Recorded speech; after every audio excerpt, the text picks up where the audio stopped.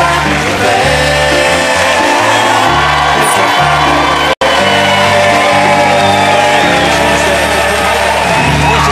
Thank you for coming on the show. Nina and Nitin, ladies and gentlemen, you go first there. Hey, great to have you. Well, it is so lovely to see you glammed up, both of you. Thank you very much. Albert Square, you're not given a lot of chance to kind of like, you know, really look your best, are you? No, definitely I get not. a postman's outfit. Yeah, does it wear you down having to sort of look dowdy all the time, or you just get used to it? It's the widescreen, you know, don't watch it in widescreen. Yeah. As soon as you turn that off, we all get taller and slimmer. So you like having it on the wrong ratio? Yeah. It's a great storyline right now. I mean, it's a fantastic storyline. It's quite a brave, I guess it's sort of deliberately contentious storyline. Yeah. What kind of reaction do you get from people about what's going on with your characters and Syed in the show?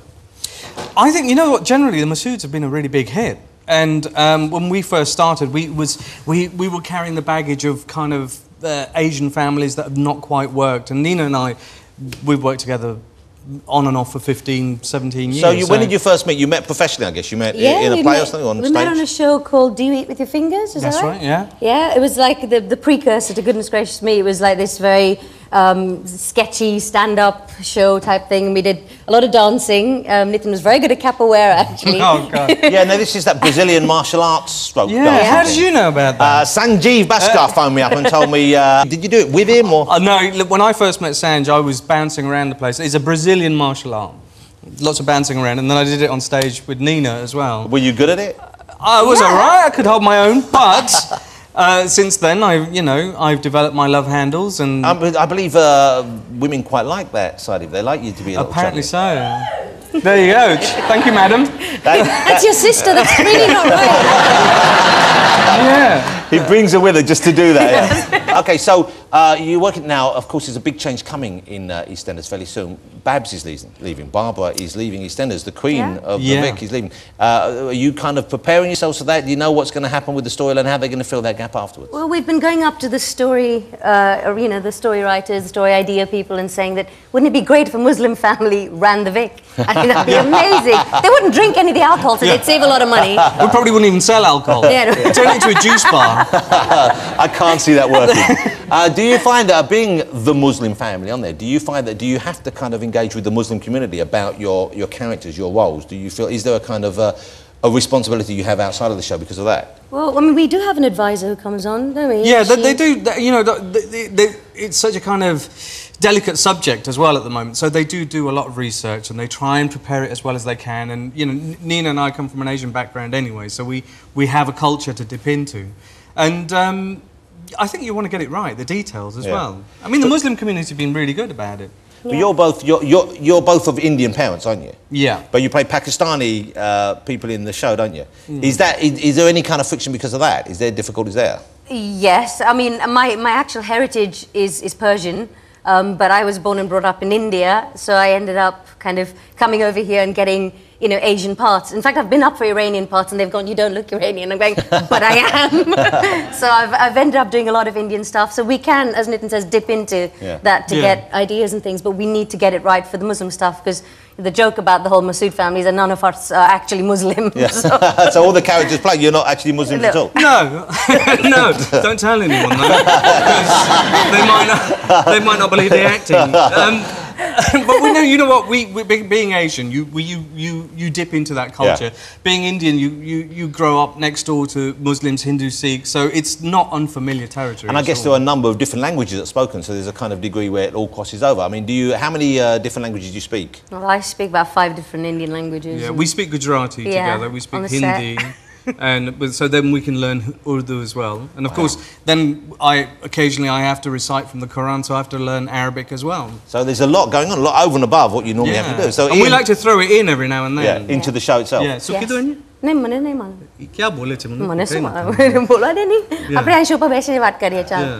Would you like naan bread with that? You can see from looking at me, I like naan bread with everything.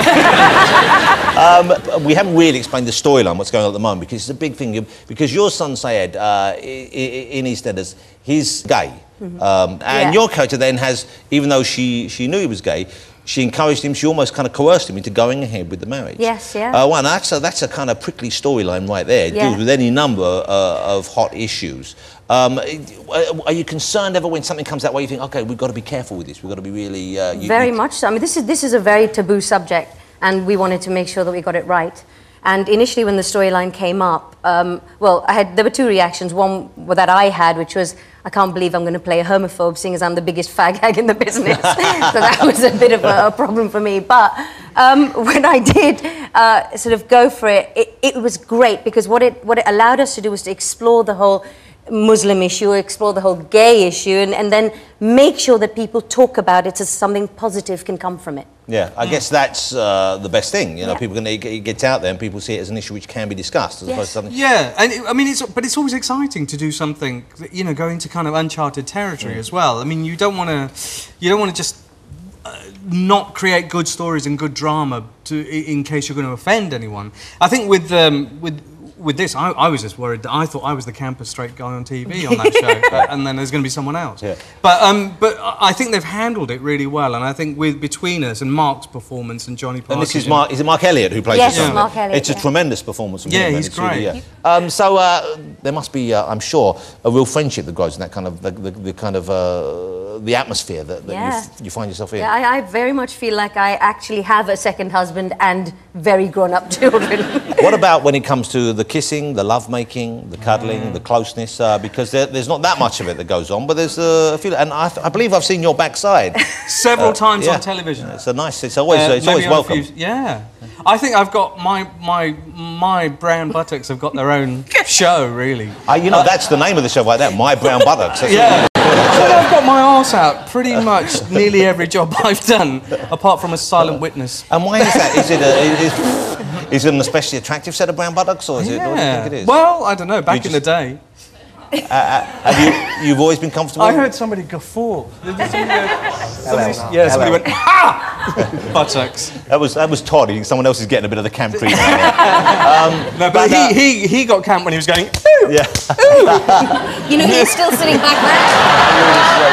I mean, you know. You're going to have to go back in there and sit next to him now. You're going to have to... Yeah. The only one with a brown buttocks. I imagine yours are more stately, sir. Oh, mine is tight and right. You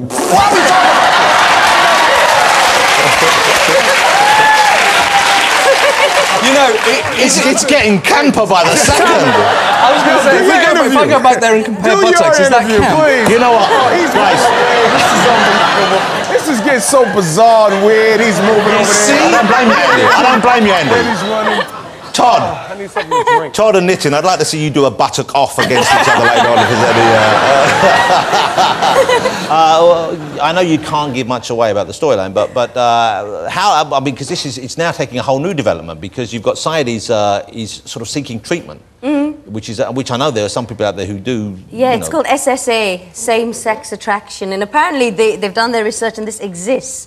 Like that people actually claim that they can cure you from being gay. And when these scripts landed, I just went, this is nuts. This is sounds absurd. Yeah. So that's what we're following so now. Is he being bullied by his mum? No. He's decided, in order to get his mum and dad's love back, he is going to try this treatment and try and make it work, and that's where we're at next. It's a great show, and you know what, you guys are great in it, and you're right, it is to see a family like that in the show working well and feeling real and not being afraid to address issues is, I think, what makes it such a fascinating programme and such a kind of important programme, really. You know, it's not just entertainment, it also really... I mean, it's quite a shocker to see how many people watch and love this show as well. You know, we get it to be stopped on a daily basis and given a critique of what's going on. Hundreds of people. Yeah. Hundreds. One question though, before you go, I'm curious, do you get work in India as a result of being well-known performers over here? Do you get offered Bollywood movies, those kind of parts as well, or are they not really aware of who's big over here, what's going on in the UK? No, they are now. There's a huge kind of shift. You know, initially Bollywood was very kind of, oh no, you don't want to go to England to do anything except to film a couple of scenes in the snow or something in a sari and go back home. But now they do. I mean, I did a film with an actor called Akshay Kumar, who's huge, called Namaste London. And after that, I got Eastenders. And the offers kept coming in from Bollywood. I couldn't do both. But truth be known, I love the work ethic of Eastenders. I love that kind of British, you know, culture that they have, where you can be funny, you can be sad, you can be everything. In Bollywood, they kind of tend to shy away from realism a lot. Yeah. We'd already, before we joined EastEnders, Nina, because goodness gracious me, we're such an international hit. Yeah. And I'd done a film like Gurinder Chadha's Pride and Prejudice, which you gave me a lovely review for, that was great. Those sort of things travel internationally as well. So it is always surprising when you end up in another country and someone goes, oh, you're from that show. Yeah. Well, you know what, I hope you stay with, I mean, I'd love to see you doing that kind of stuff, but it's lovely seeing you in EastEnders. Ladies and gentlemen, will you join me in saying thank you to Nina and Nitin? Thank you very much. Thanks, guys. That's fabulous, thank you. Thank you. Thank you. I'm talking about your mother, so didn't we?